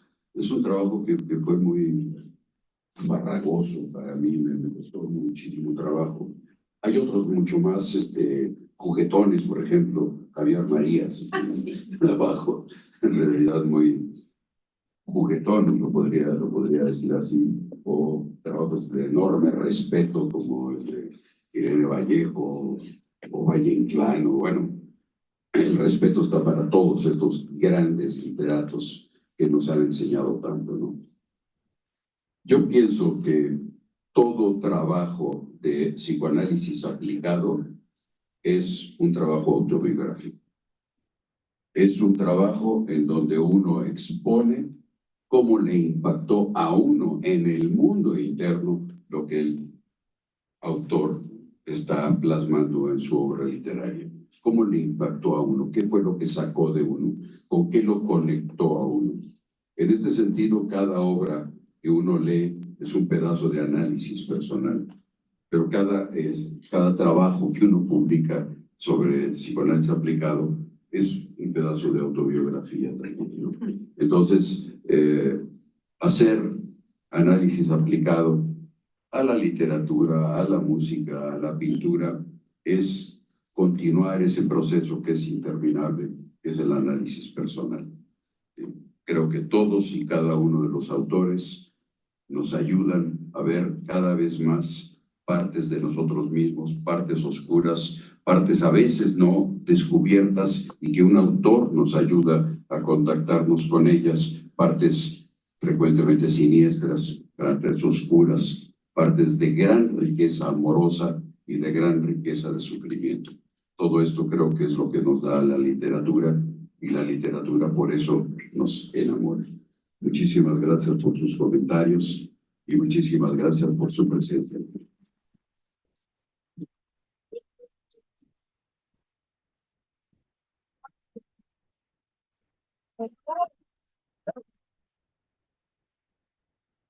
Gracias, Juan. Gracias, Juan. Creo que te faltó peyote para entender más a los católicos.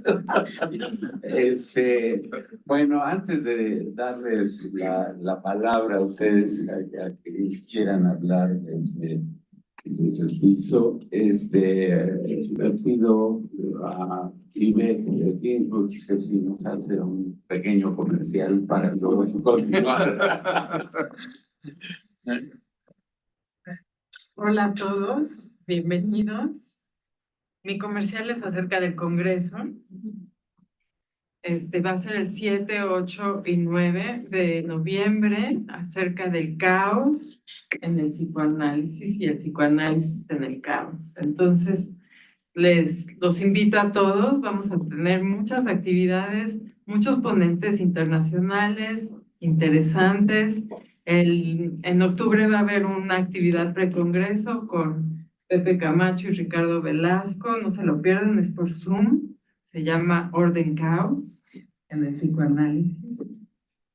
Y pues por favor díganle a todos, va a estar padrísimo. Va a ser en una universidad preciosa, en Presa Madín. No se lo pierdan. Bienvenidos todos.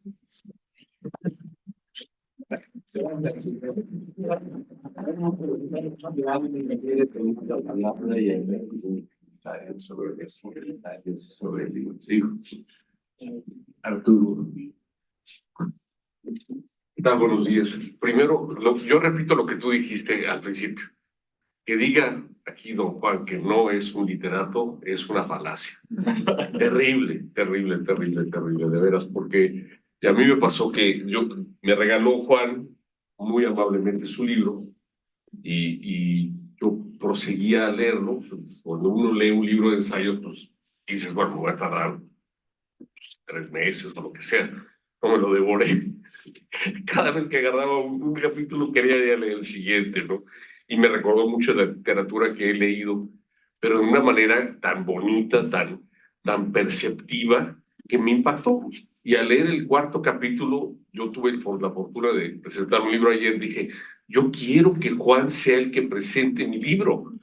Y tuve el honor de que lo hiciera, y realmente lo que hizo con su intervención, hacer un ensayo, hizo un ensayo que nos hizo a todos entender mucho mejor lo que yo había escrito, hasta mí, hasta entender muchos detalles de un personaje real que obviamente, pues, aunque ya está muerto, yo sí lo conocí y sí tuve el contacto con él, tuve el contacto con mucha información, pero a mí me esclareció lo que yo había escrito, ¿no? Entonces yo me quedé ayer realmente, no solamente pasmado, sino agradecido por esa capacidad. Tú me ganaste la pregunta que yo le iba a hacer, que es, ¿cómo le haces, Juan, para hacer esta enorme introspección? Yo sé que eres un gran psiquiatra, un gran psicoanalista, pero se necesita más y se necesita ser un gran literario, un gran escritor, aunque sea ensayo, que es una forma muy difícil de la literatura, que requiere la racionalidad, para tan amenamente, como dijo Delia, que nos hizo reír en unos ratos, pero reflexionar, lograr esto. Yo te aplaudo y te agradezco muchísimo lo que hiciste anoche. Gracias.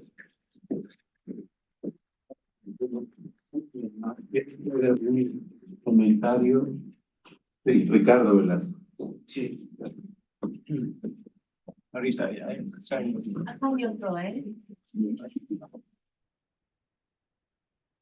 Gracias. Bueno, felicitarte, Juan, por tu más reciente libro, como se dice muy bien. Esperamos muchos más. Bueno, obviamente no lo he leído, lo acabo de adquirir. Ya me di una idea de qué va, pero se me ocurren tres preguntas o 3 aportaciones. Una sería, la relación psicoanálisis-literatura es fascinante, es compleja. Me parece que tiene muchas vertientes, pero que siempre es un diálogo de ida y vuelta, ¿no? Normalmente se piensa que es el psicoanalista el que, con sus conocimientos, ilustra al literato sobre de lo que está realmente escribiendo. pero yo también tengo la sospecha de que la literatura nos ilumina mucho a los psicoanalistas para hacer el psicoanálisis desde un lugar más literario. Y yo quiero saber si tú estás de acuerdo con esta vuelta de tuerca. Lo segundo es el estilo ensayo. Me parece que los grandes psicoanalistas hacen ensayo y que esto no es menor. Me parece que una pregunta central para los que también estamos en la docencia del psicoanálisis es preguntarnos cuál es el mejor estilo literario para comunicar el psicoanálisis, ¿no? Porque me parece que si estamos más cerca del ensayo, ¿por qué no incursionar hacia lo poético? ¿Por qué no incursionar hacia lo novelístico, no? Siempre queda esa pregunta sobre cuál es la mejor manera de transmitir el psicoanálisis, incluso de evaluar el psicoanálisis en un trabajo recepcional. ¿Qué estilo literario es el que comunica mejor lo que hacemos? Me parece que ahí la literatura nos da muchas pistas. Y el tercer y último punto es preguntarte si no has tenido la tentación de dar el salto, como lo ha hecho Ogden Bola, Salman Akhtar, el mismo Pontalí, de escribir novelas. Seguro igual hay una por ahí escondida, o escribir, y ya directamente lanzarse, dar el salto hacia lo ficcional 100%. Si lo has tenido en mente, incluso seguro habrá por ahí algo, bueno, te lo quería preguntar, siempre es algo que quería preguntarte. Y muchas felicidades, Juan. Muchas gracias. Muchas gracias, Ricardo, por tus palabras. Por supuesto que la literatura y el psicoanálisis es una supercarretera de doble vía. Por supuesto que sí. Yo creo que el psicoanálisis abre una ventana para cierta lectura y cierta comprensión y profundización de la literatura, pero la literatura ha dado muchísimo al psicoanálisis. Sí. Y yo nomás para contestar tu primera pregunta quiero recordar las palabras del propio Freud. En caso de duda, pregúntenle a los poetas. Es decir, Freud se basó y tuvo muchos insights en las obras literarias. Las obras literarias le han dado muchísimo al psicoanálisis, muchísimo insight, muchísima capacidad de introspección, es lo que la literatura ha proporcionado al análisis. En relación a lo segundo, yo estoy totalmente de acuerdo con lo del ensayo, porque el ensayo es un escrito no concluyente, no es un escrito que se cierra, al contrario, es un escrito que abre. Y creo que si algo caracteriza al psicoanálisis, como yo digo, es una política de abrir puertas. Eso es el psicoanálisis, abrir puertas. No concluir cosas o cerrar círculos, sino siempre abrir caminos. Y pienso que el ensayo, al no ser literatura concluyente, sino que una literatura que hace preguntas, que abre caminos, estoy de acuerdo, yo creo que es la mejor forma o una de las formas más útiles que puede haber para transmitir lo que es el psicoanálisis, que es una disciplina nunca acabada, siempre abierta y con un montonal de cabos sueltos todavía, lo cual lo hace una disciplina particularmente rica. La tercera es, no, nunca he hecho una novela. Obviamente en mi adolescencia hice poesías, pero como no, pero como cualquier adolescente que se respete, ¿no? Por supuesto que acudía a la poesía y todo eso. Y a la policía. La novela policíaca de Juan. Pero no, nunca he hecho una novela. A lo más que me he atrevido es por ahí un par de cuentos, que todavía ni siquiera sé dónde están arrumbados, pero sí me acuerdo que los hice.